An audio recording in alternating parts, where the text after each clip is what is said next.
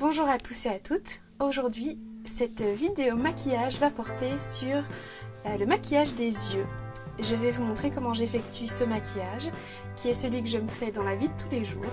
Donc il va être question d'ombre à paupières, d'eyeliner et de mascara. Je vais vous montrer tous les produits qu'il va falloir utiliser et la manière de les appliquer. Un anti-cerne, une poudre libre de couleur neutre. Il vous faudra 3 ombres à paupières, une blanche, une café au lait et une chocolat, toutes les 3 avec un fini mat. Il vous faudra bien évidemment un liner. Moi ici j'utilise un de la marque Physician Formula qui s'appelle Eye Booster. Il vous faudra un mascara, celui-ci c'est le Eye Sensationnel de chez Maybelline. Il vous faudra 3 pinceaux, un pinceau plat pour la poudre, un autre plat plus petit pour votre paupière mobile et ensuite un pinceau estompeur pour créer le creux de l'œil. Pour que cette vidéo aille un peu plus vite, je vous ai déjà préparé le premier œil. Je vais faire exactement la même chose de l'autre côté. La première étape consiste à unifier la couleur de ma paupière. Vous pouvez utiliser une base à paupières ou un anti-cerne. Moi ici je vais utiliser un anti-cerne de la marque Catrice, donc c'est vraiment quelque chose qui coûte quelques euros.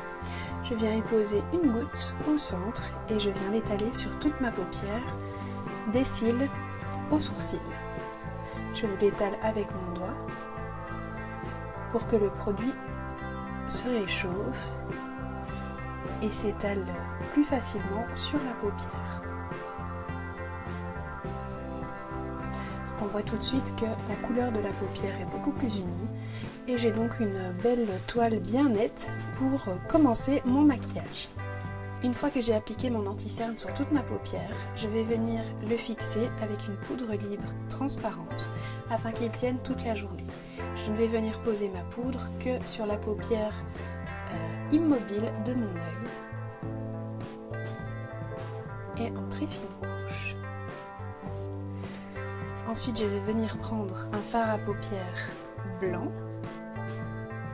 que je vais venir poser à l'aide d'un pinceau plat sur ma paupière mobile.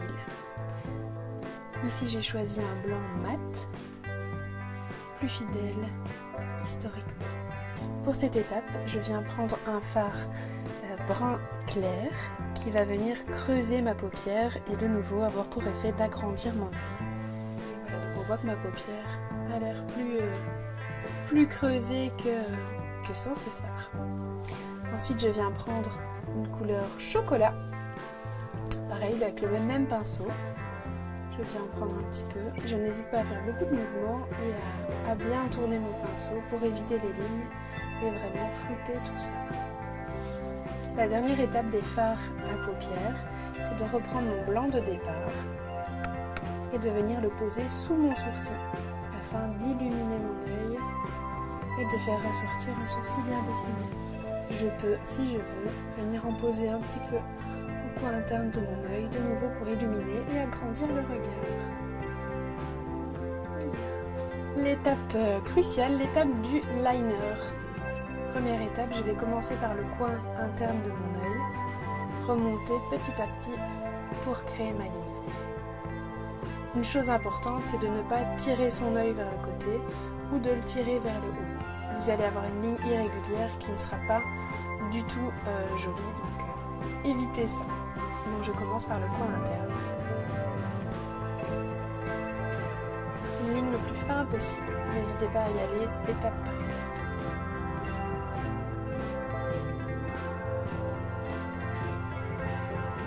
Et je remonte comme ceci petit à petit en essayant de rester au ras du cil. Ensuite, on va faire la petite virgule. Je viens au coin externe de mon œil et je remonte. Ensuite, je pars du 2/3 de la virgule et je vais redescendre.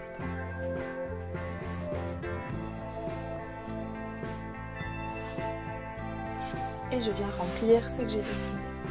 Là je tiens, mais je ne tire pas.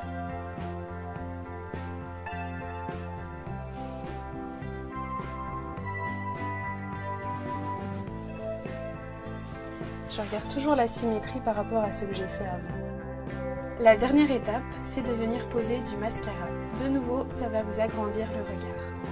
Moi, j'utilise le cil sensationnel de chez Maybelline parce que je trouve qu'il ne coule pas et qu'il ne fait aucune marque durant toute la journée.